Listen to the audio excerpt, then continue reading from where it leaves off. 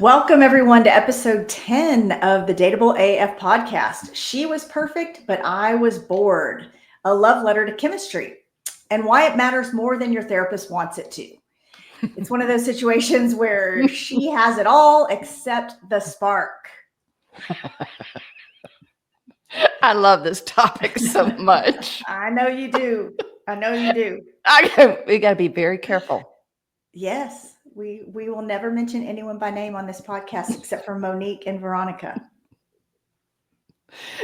So, so confession time. Have you dated someone who was perfect on paper and you just couldn't muster it up for them?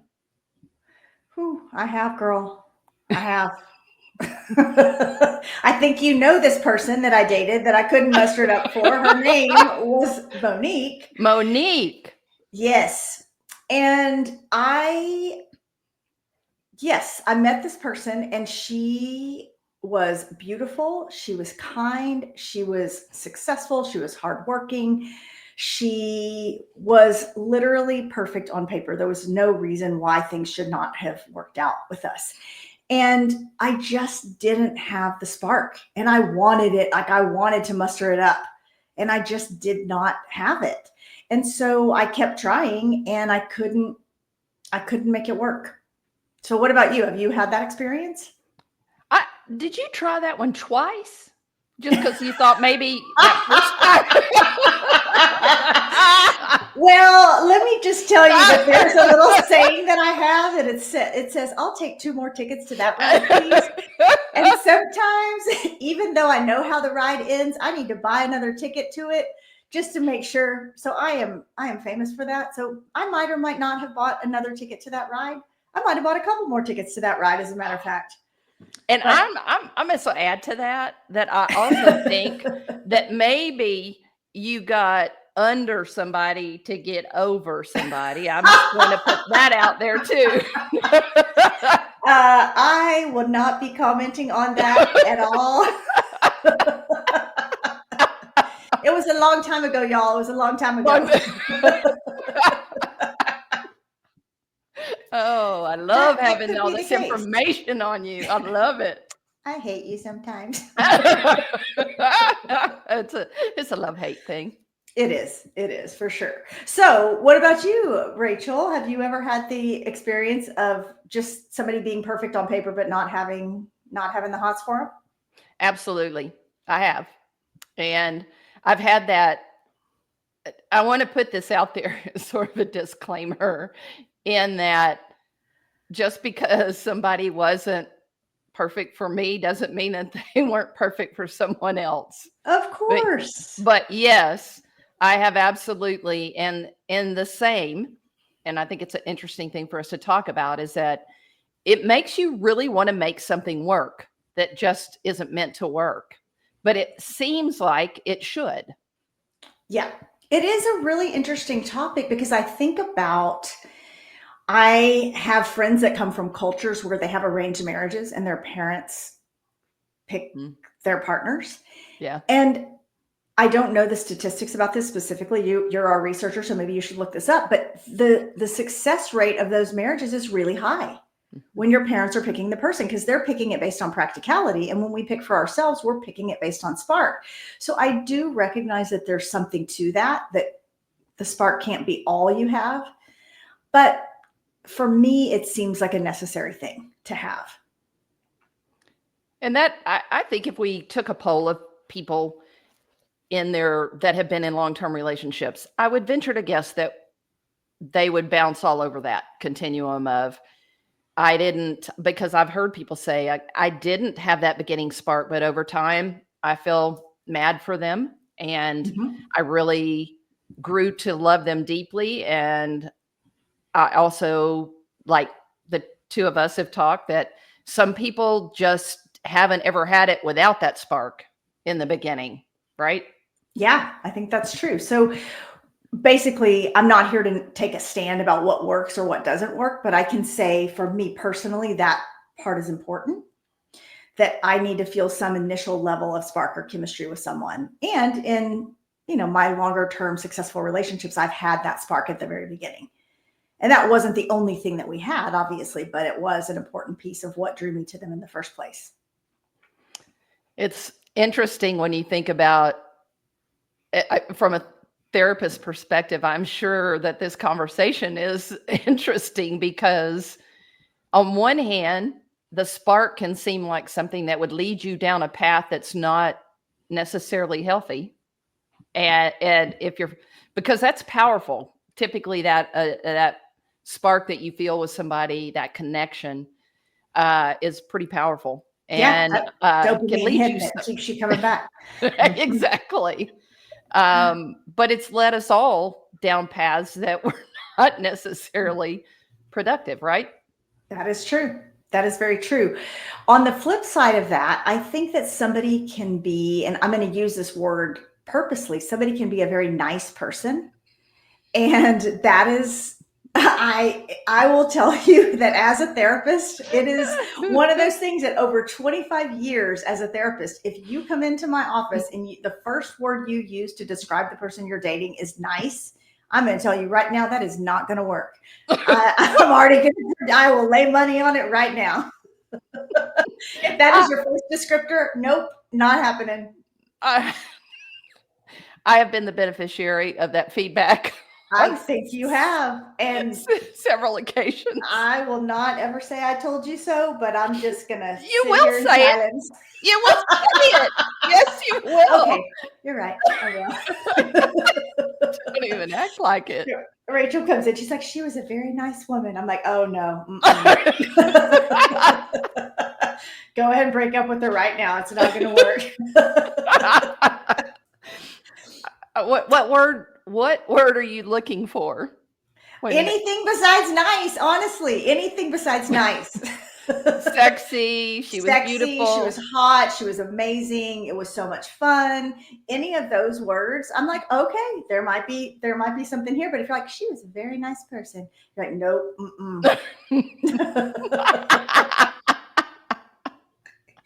This is my very scientific research that I've been doing for the last 25 years.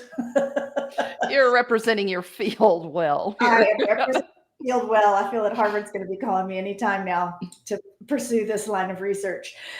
So if you, our listeners, have said that about someone and that was your very first descriptor and you're still with them, we need to hear from you because I am open to being proven wrong, but I'm just going to say I don't think it's right. So we have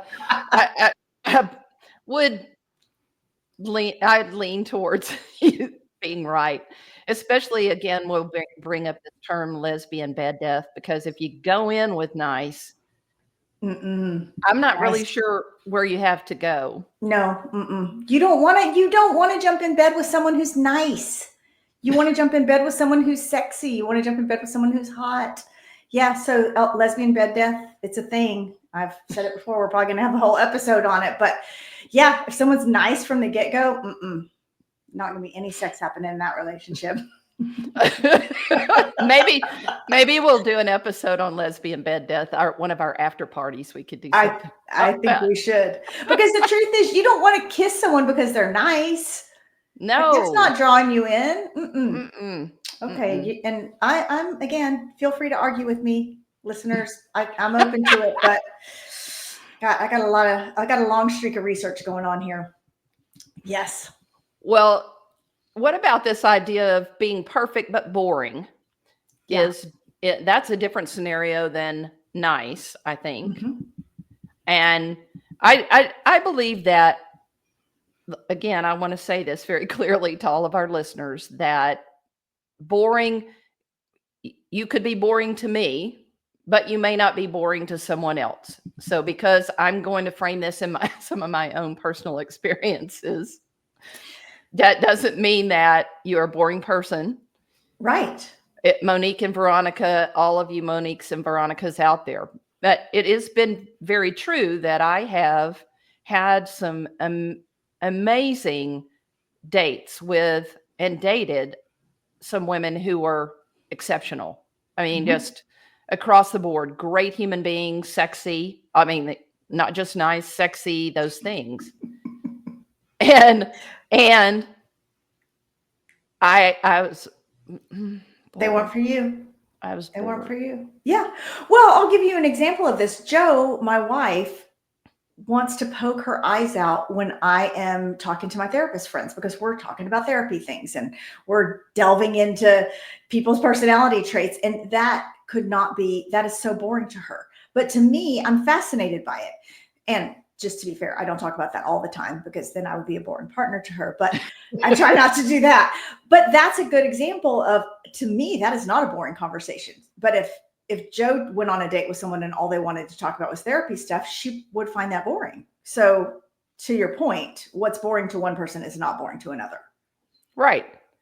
And I think this is where I've been exploring this idea of, and I this is a great challenge for our listeners as well. So if I ask you, what are the three things that you really need to get from your partner in order to be very stimulated in the relationship, and that you need them to come from your partner, even if you get them from friends, but you need your partner to have that element. Ooh, And that's a we're going to great take question. sex right off the table. We'll just Mhm. push sex off the table because most of us would prefer if we have a partner to get it just from our partner. I mean, I'm Not not that going there's to cat. anything wrong with No, doing it another way, I'm not but going to throw any shade out there. That's fine. But just we're going to move that one aside and just talk a little bit about that. I think that right there is you knowing what it is that you want from that person. So you actually are actively trying to, when you're dating someone, to see if they have it. yeah. And that you go in leading in to that, trying to discover. So for me, just an example for me Mhm. is that I need from my person intellectual banter. I just do. I Mhm. don't. I get that from my friends. Mhm. I have great friends who do satisfy that on a friend level in a big way. But I need it to be a part of my everyday life if I'm going to be with someone. If I'm going to wake up with you and go to bed with you, and you're going to be in my life, then when I think about drinking a cup of coffee with you, I need to think that that is a possibility of that's Some it. smart back and forth going between the two of you. Yes, Yeah, yes, that's a and great one. I know that right up front, and so there are a lot of people who don't feel comfortable doing that, or that's like an occasional thing. Seems taxing. For me, it's Mhm. energizing. If Mhm. it fills me up. For some people, they think, "Woof, that's just too serious." Mhm. Do you think Um, that's an introversion extroversion thing? Maybe. I don't know. Maybe That for an so. introvert to be so far out there, like bantering back and forth would be something that took energy away instead of giving someone energy. I just thought of that. Yeah, it might be. And it's also not, I mean, I think one thing people think about is, "Oh my god, you're gonna wanna talk about politics, and I don't wanna talk with somebody about politics," and I'm not talking about that. I Yeah. think about it on multiple levels. I think about it on the level of, something particularly something that's really catching your attention, that sparks you in a deep way, and you just can't wait to talk to me about it. Yeah. And that you want to mess around and play with it, like, let's talk about it. I want to know what you think about it. And that's that sort of excitement, but it's something that pushes me to think about something new that I'm not necessarily bringing to the table. And it could be, if what you're into is spirituality, then bring it, Yeah. and let's chat it up about it. If it's, I mean, it could be a number of things that I could be drawn into, but As what long I'm as in, it's smart banter. Yeah. yes, yes, Okay. I like that. Can you say more about what your other two are? Do you know them off the top of your head? yeah, for sure, humor, Mhm. for sure, So important. yes, Yeah. If you can't laugh with somebody, I don't know. That seems rough. yeah.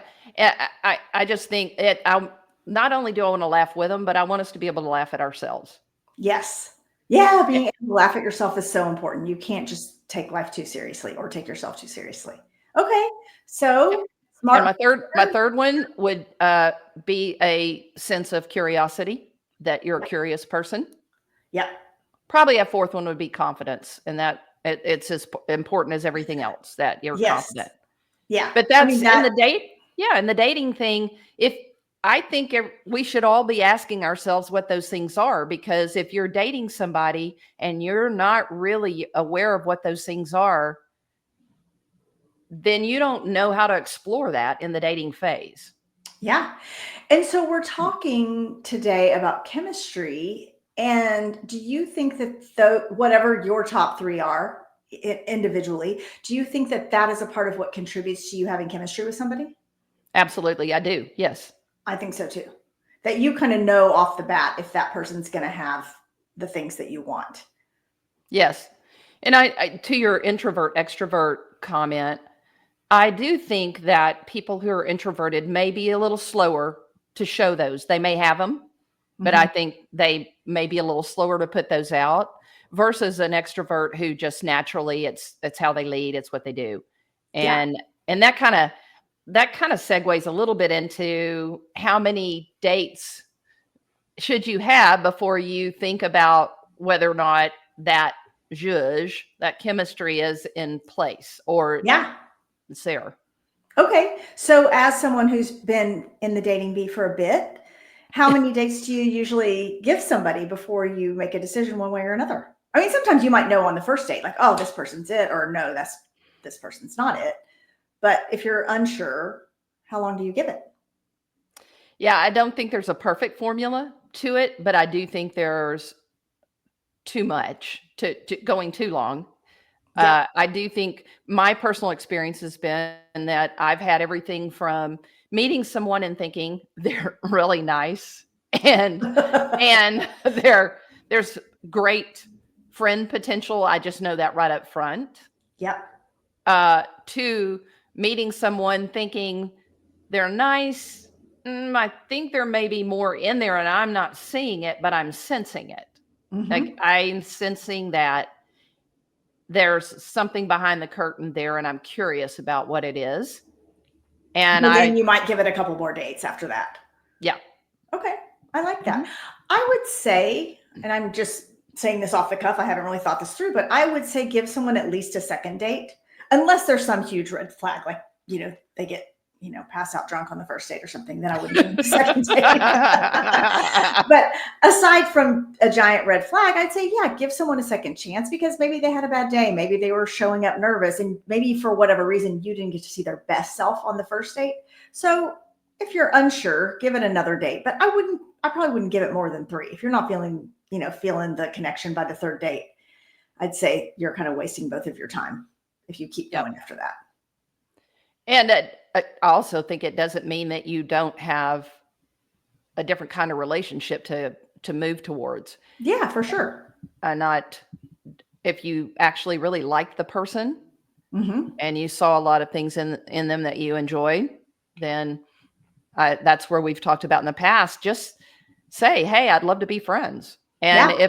if they're into that thing too, then you can make that happen. But I just don't think it's an all or nothing. It doesn't have to be. I'm either in it or I'm out of it. Just Yeah.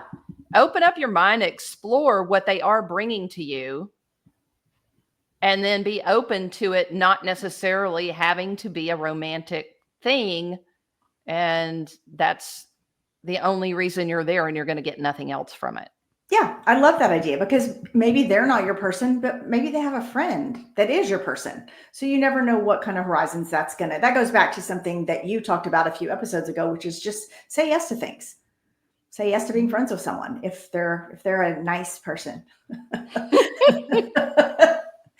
I wanted to go back to two things that we were just talking about. One, I wanted to clarify introversion versus extroversion. We think of that as being about someone's social skills, that if someone has good social skills, they make good eye contact, they can have a conversation, we assume that person is an extrovert.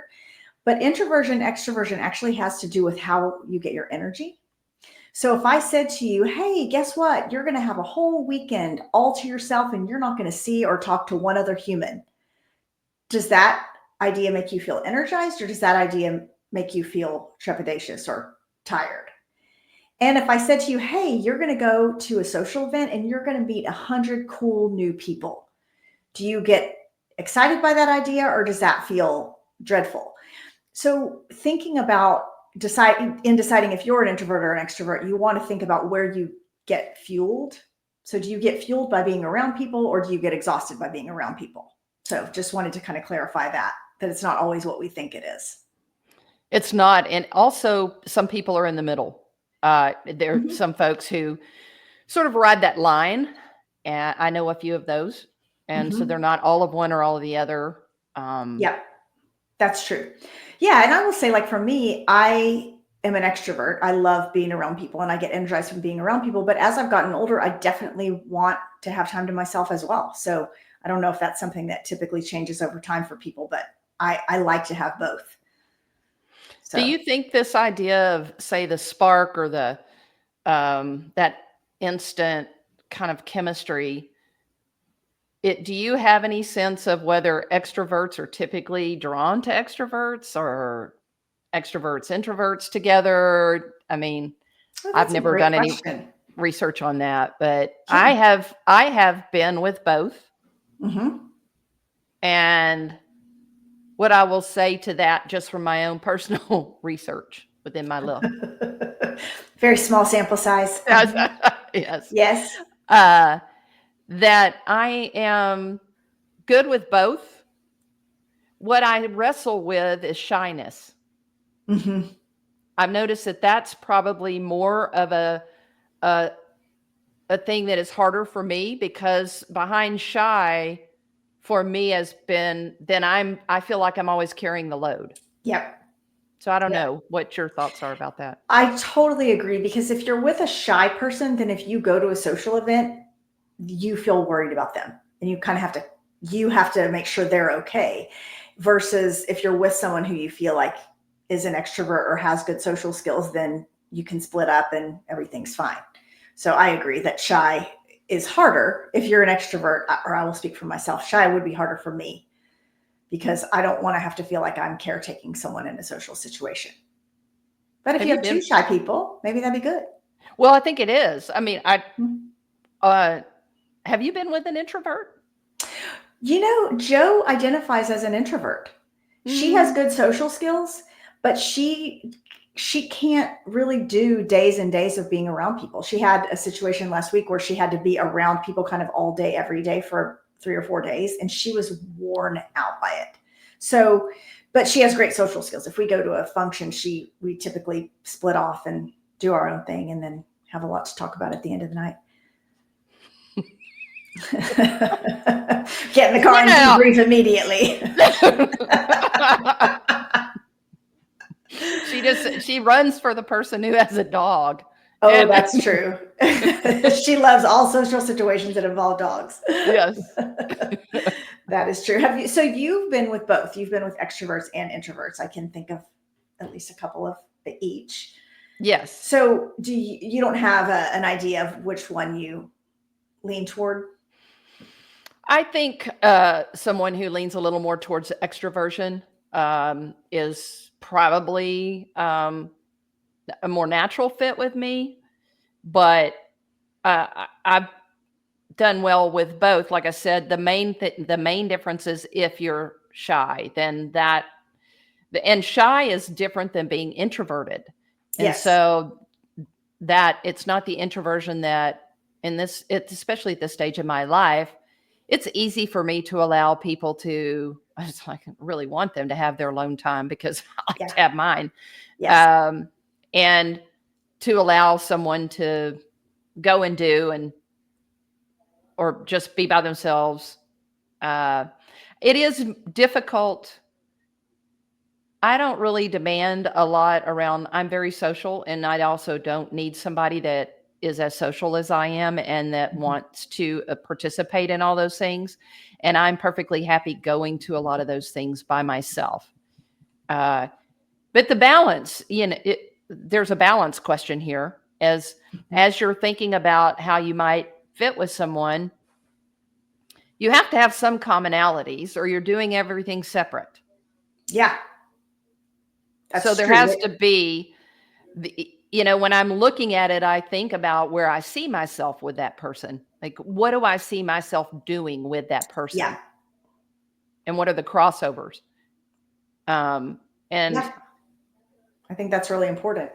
And I think there's a middle ground, as we talk about with so many things, that there's one extreme of being joined at the hip, which to me is a level of confidence or security. If you feel like you need to be with your person at all times, then you might be lacking some kind of confidence. And the other extreme is that your lives are totally separate and you don't do anything together. So I think there's some middle ground in there where you have your own activities that you do alone, and then you have things that you enjoy with your partner. yeah. And Yep. reminder that we're always talking about these things in the context of dating. This is not something that you should be discovering after you've decided to take your U-Haul and move in. These are actually things that are meant to be explored in dating. So Yes. as you are dating, noticing those places where you come together and thinking about whether or not that's sustainable, and like a place where you see opportunity in the Yes. future, um, and that you're not just waiting, and you think those are the things that you learn once you're with somebody in 2 or 3 years.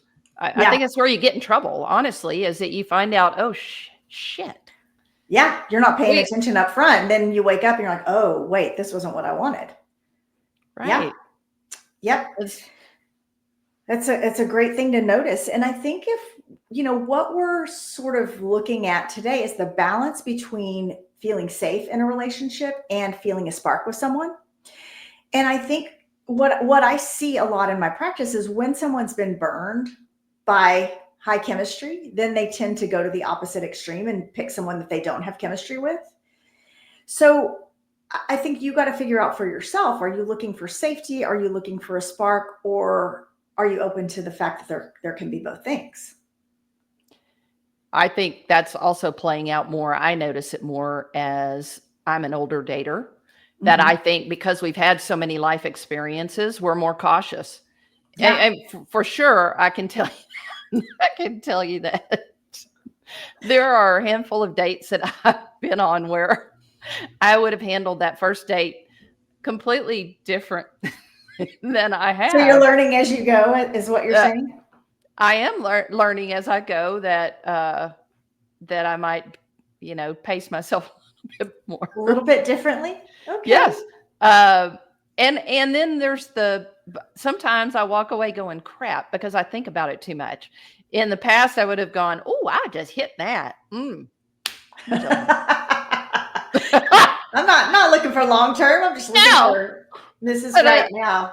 now I find myself going, oh, I kind of like to hit that, but no, don't do Nope. that. Don't hit it. Mm-mm. The There's some price you'll pay. crazy eyes going on right there. That's true. Yep, Too big a price tag for that's that. right.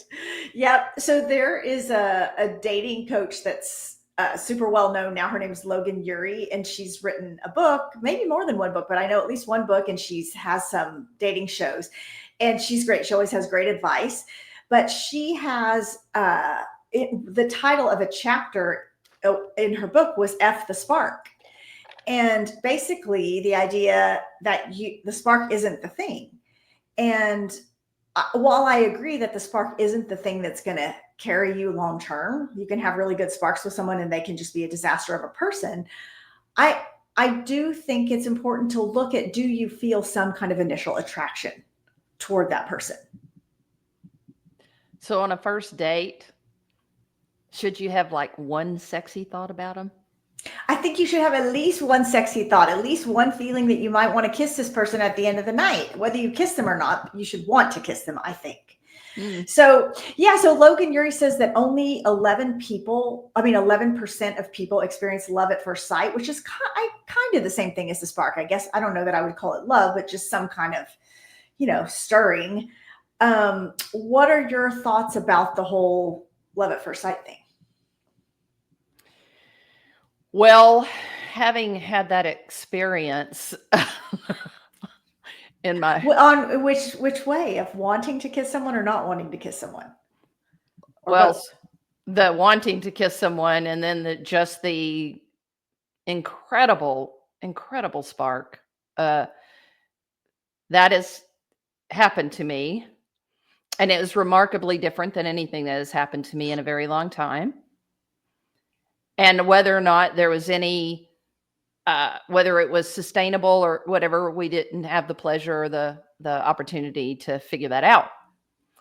But all of the things we've been talking about, they were there in spades. And I mean, from the very get-go. From the And moment you met her. the moment I met her, I felt like the energy was going to break all the glass in the house. And it was terrifying. The amount What of was most energy. scary about it? Yeah. I wasn't sure I was going to be able to behave. It was Ooh. terrifying. Okay. The degree of energy. And it really has made me question a lot about, I mean, how amazing that is, how amazing that feels, and the fact that, is there really something great enough to buy into if it doesn't have it? And that's really begs this question that we're putting forward is, do I have to wait till the next thing like that comes along in order for me to really want? I don't know that will happen. Yeah. Yeah. Yeah. I think that's such a good question. Do you think that spark is about lust? Is it a sexualized thing or is it something else? It was chemistry. It was just chemistry on multiple levels. When I think about the person just from a physical standpoint, I mean, they did not match up, but I don't have a type. So that's, Girl, you've been all across the board with your I, types. I have been. I like to keep it, I don't like Keep to it be interesting. pigeonholed. Uh-huh. I don't want to be slotted. But there were a million things about her that caught my attention. And they were like the top ones, style. So she had a unique, really, she immediately stood out as far as what she was wearing. So, and that catches my attention. I love great style. Immediate conversation, smart at another level that just came across. It caught my attention immediately. I know you like that. A complete music nut, with definitely caught my attention. Yep. So those are big things that aren't necessarily about lust. That's just about, it's about attraction, but not necessarily just sexual, physical attraction. There's something deeper there, it sounds like. well, in confidence. So to our point, we were laughing before we got on air about whether or not Sarah's wife Joe's telling me I need to be softer. And I was trying to figure out what that, do I lower my voice or do I, yes, And I'll go ahead and put out there what I said to you is that you do not need to be softer. You need to find someone who is okay with you being exactly as soft or not soft as you are right now. And that she came at me with a tremendous amount of confidence without reservation. The woman with the spark that we were talking about previously. Yes. Monique. Yes. Monique. Yeah. Not your wife, Joe. That's not who we're talking about. Just to clarify. Just to be sure. Is there something I should know? My punctuation didn't really get into that. A segue. But you gotta, watch the segues. People will be talking about us. Yes. And that was also a big draw, was just, she was really confident and just owned it. And yes, I liked it very much. Yep. Okay, so let me ask this from a different angle. Do you believe that chemistry can build over time, like a slow burn, or do you think it's either there or not? I can say that I don't think my experience has been that chemistry builds over time. Same. I have not had the experience of not feeling a spark with someone and then I'm with them and it builds over time. What I will say, I've had the experience in several different relationships of having that really intense spark at the beginning and having that develop into something that was much deeper and longer lasting. But I have not had that absent the spark. Yeah, I'm thinking about that. And I don't think that, yeah, I haven't had that experience. But I think, again, I think there are a ton of people that have. Yeah. And I would love to hear from those people because it's not that I don't believe it exists. I just have not had that experience. So if you're listening and you've had the experience where you started dating someone, you didn't have the spark, and then it built into something, something that lasted, or you all of a sudden got the hots for them, but you didn't have it at the beginning, I would love to hear more about that experience. We would. And yeah, I think this is a fun topic to chat with our listeners about.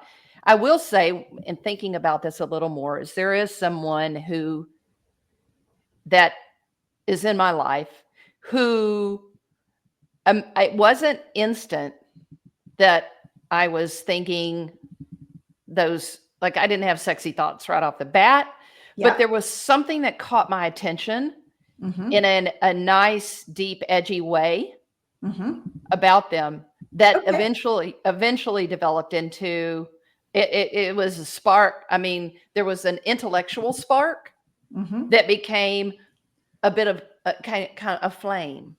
Okay. Well, that's something. There was something that caught your attention or some kind of edge at the very beginning, even if it wasn't that you wanted to rip her clothes off. Right. Okay. All right. I won't ask you to elaborate on that right now, but maybe we could talk about it in a future episode. No, I think that's about all we're going to say about it. You never know. Time will tell. Time will You're so tell. nosy. By the way, also, before I forget, I'm going to do a shout out about the fact that we get Dateable AF. We've rebranded ourselves to Dateable AF. Just going to say that right now. And that Dateable AF has a water volleyball team. Yes, we do. That by the time you guys hear this episode, we will already have the hardware at our house, a trophy. But we have a very athletic team that I'm sure will compete at the highest level. The highest level. At we might get recruited. Yes, you did. And we understand there's no NIL money right now, but that the portal might be open later. It could still happen. And we have discussed on this show before my amazing athletic prowess. And since I feel like I'm one of the, I am the ringer for our team. So not that her wife Jo played college volleyball, but she's well, I got other skills. Jo and I talked about it, and we just want to say to you, Sarah, there's no crying in volleyball. If they hit it at your face, you cannot cry. If somebody hits it at my face, I'm going to give them a talking to, and then I'm going to start crying. Well, can I just add that I did deadlift 230 pounds this week? So I know. There. Can anyone else on our volleyball team do that? I don't think so. No. I can assure you, you've seen me in CrossFit, and they laugh at me. I'm just saying, I show up because I am committed to my pod partner over here. I love that. I go in there, and I've got these little bitty twixy legs that, they don't even have a bar in there that without any weights on it that I can pick up. Rachel's legs are the same size as my biceps still. Hey, not that there's anything wrong with that. They're very shapely legs. But... Thank you. Let's be sure the audience. Oh God. Anyway, so yes, we are a competitive volleyball team now. So if you want to sponsor us, just let us know. Send in your money.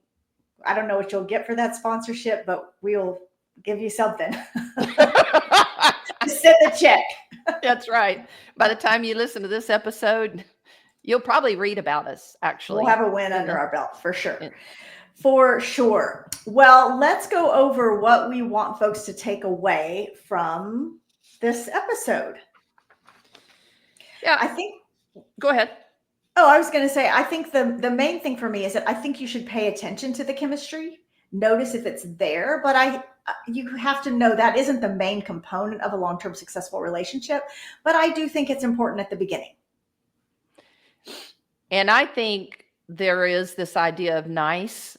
We don't want you to think that that's a bad term, but we do really want you to consider whether or not nice is going to take you through the long haul in a relationship that needs to have some excitement in it and some adventure and those other things. And I don't know that nice is necessarily going to get you there if that's what you're feeling right in the beginning. If nice is the word you're leading with, I'm going to say it's probably not going anywhere. But again, I'm open to being proven wrong about that.